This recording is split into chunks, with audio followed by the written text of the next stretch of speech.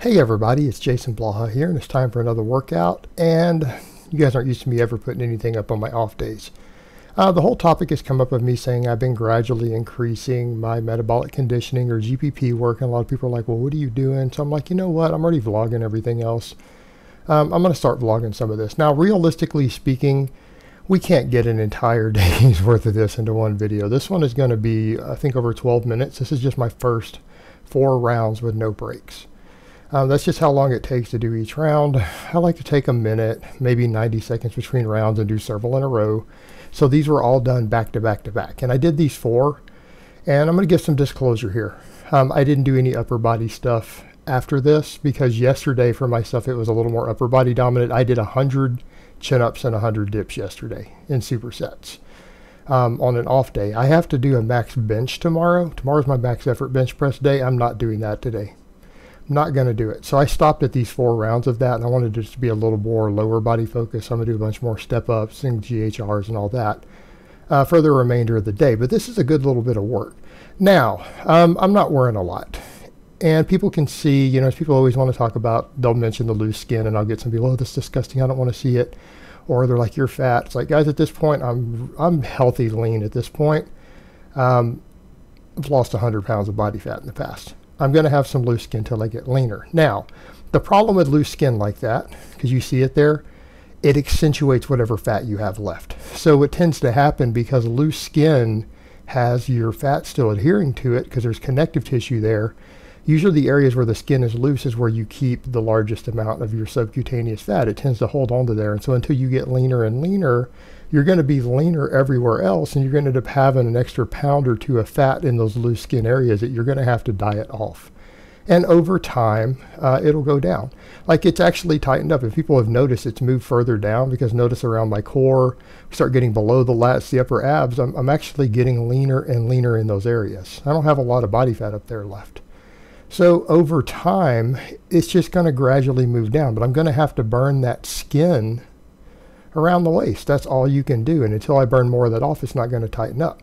So it's going to be there, and you guys are going to see it in the flank area, the love handle area. But people need to understand what that is. So when everyone talks about my bad genetics, they're talking about my loose skin.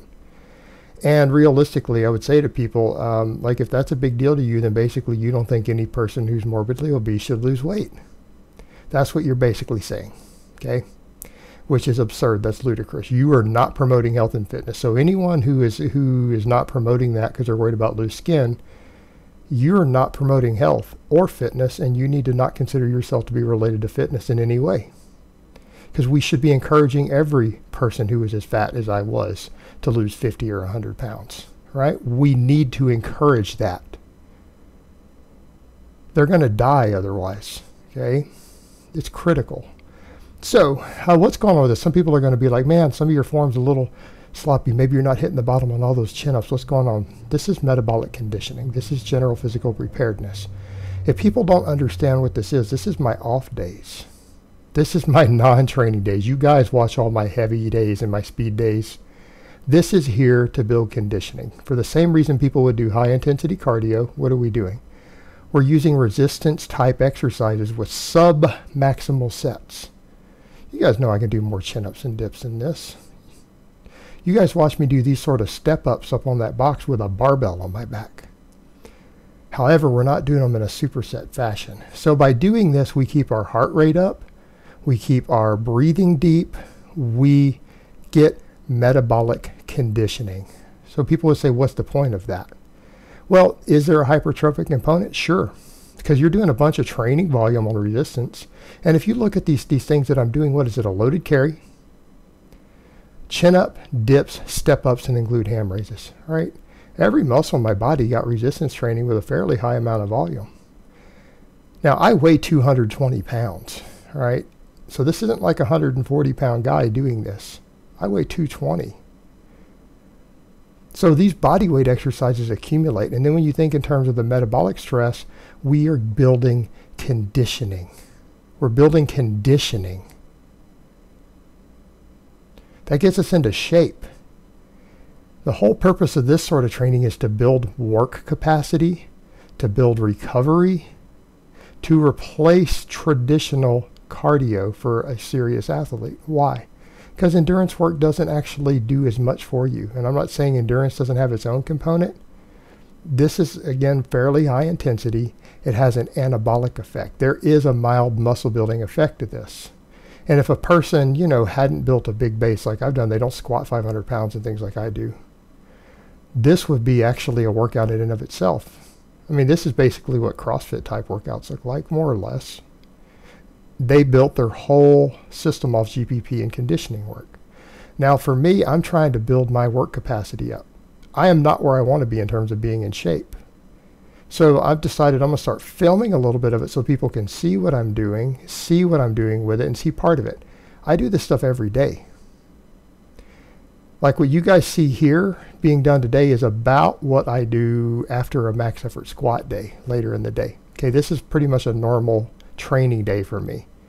Now, because this is an off day, I'm probably going to do extra stuff after this. And like I said, yesterday was a non-training day. It was Saturday. I ended up doing 100 chin-ups, 100 dips, but with it reversed. So I did a couple of farmer's walks, a couple sets of step-ups, all of that. I didn't keep it too intense on those. And I focused more on the upper body. And I might do some grip training later today too with my pinch blocks, because I've got to keep working my grip. But this is just conditioning, high activity level day after day after day. This is why I eat so many calories and stay at 220. This is one of the reasons I've been able to start recomping more as we go. All right, this conditioning pays off in terms of again, energy turnover, keeping your total TDE way up, getting you in shape. And when I mean in shape, I'm not talking about the silly physique world in shape. Although conditioning will help make you more efficient at losing body fat, it can help with recomposition. The whole point here is to build the conditioning and work capacity so that we can train harder on our real training days. Because if you're in better shape, let's take like the speed work, for example.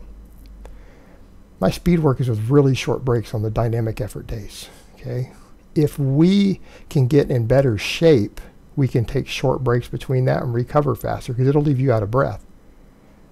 Right? This gets us into shape. And if we can recover faster between sets, we can get a higher work density. Right, the higher work density, we're going to get more muscle fatigue from the training, like training fatigue. Going to gain more muscle.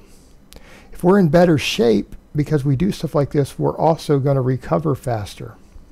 So what people need to remember, some of these exercises you're looking like, well, you're not 100% doing the range of motion. That's because I'm not trying to use these for maximum growth.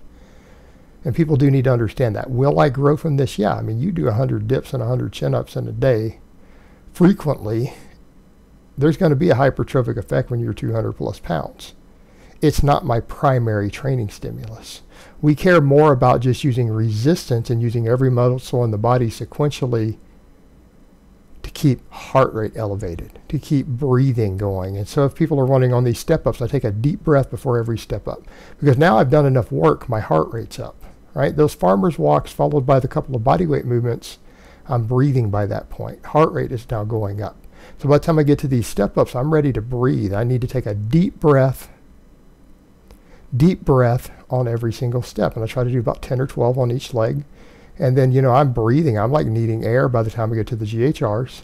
And we just build conditioning. But this is about work capacity. So I want that to be clear, because I don't want people to confuse this with your repetition work for hypertrophy, pure for hypertrophy purposes. So for me, what do you guys see me do every week? So I talk about concurrent training. I talk about conjugate training. This gives you guys a better idea of what my full training looks like. This is the reason things like my squats are going up. This is the reason I'm able to continue to recomp as an advanced lifter in my 40s. That's why you guys have seen me slowly lose fat, slowly gain muscle at pretty much the same body weight, just slowly over time. Being willing to incorporate stuff like this, keeping the work capacity up. And you know what? This lets me eat more quality food. And that's what people need to remember. They're like, man, you're drinking all that milk and everything. My energy turnover is going up. So if you can continue to have a higher and higher maintenance calories while even eating maintenance, what happens? You can get more protein in, you can get more anabolic foods in, higher quality nutrition. You can create a larger anabolic response in the body. Okay? Because your energy turnover stays up and you are training at all times. The other benefit, even though this is sub-maximal work, there's a certain amount of fatigue being implemented over time. I mean, by the time you get a certain amount of these even bodyweight exercises in, you are starting to get to effective reps. All right, this will keep muscle protein synthesis elevated from your main workouts. Okay, think of them almost as feeder workouts on top of it, keeping everything growing. This is one reason I'm not doing quite as many supplemental lifts at this point. I'm still doing them, and I want that to be clear. My most important movement patterns get supplemental lifts on my other 4 training days on camera. But it's like people are saying, well, why aren't you doing much back work? Because look how many chin-ups I do. I did 100 yesterday. Now, I didn't do that many today, but even if you space it out over 2 days, I think I did 32 in this one, right? 32. I did 100 yesterday. That's 132 chin-ups in the weekend, weighing 220. And I got my boots on. A lot of chin-ups. Factor in that I do chin-ups every day. My lats are getting plenty of work. I just need to focus on good mornings and other stuff for the rest of my back to go with all the deadlifting. It's a lot of volume. Same thing, why am I not doing any extra real chest work over than overhead pressing and J-arm presses? All those dips. I know my chest needs to grow, but I'm getting a stretch reflex on the dips. I did 100 yesterday, did 40 here. That's 140 bodyweight dips. All right, that's going to help my pecs and triceps. It's going to help my biceps, my lats, all this stuff. These things add up. When you're doing them every day, a lot of volume. So I can just focus on everything else being pure in my training because I'm getting all this other workload in here. It's all covered. But that's the complete picture. We do max effort work for maxes and it's true maxes. We do speed work as true speed, which includes not just the speed work, but also the weighted jumps, the plyometrics. Okay? We do all the plyometric work. Then we do higher rep work for all my weak points, which you guys are seeing things like quads, things like triceps. Right? We come in and do a lot of volume for that stuff. Glute ham raises for erectors and hamstrings. But then behind it, look at all the other stuff we do on the conditioning end. It's a lot of total workload. And this gets us into shape. This gets you into shape so that you can recover from those intense workouts and so that we get additional workload on all the muscles. So all the muscles get plenty of training volume. Everything is again, trying to optimize training. And even though these are submaximal sets, they're not really high RPE sets. It's the cumulative effect of the fatigue and the breathing and the conditioning by doing them in a circuit that adds up on top of the other training, right? This is not my primary training. This gets me into better shape so that my primary training, I can recover from it better and do more of it. It's about building work capacity. All right, and yeah, it's a lot, but this is what I mean. If I have the benefit of basically living like a professional athlete at this point, I run multiple online businesses.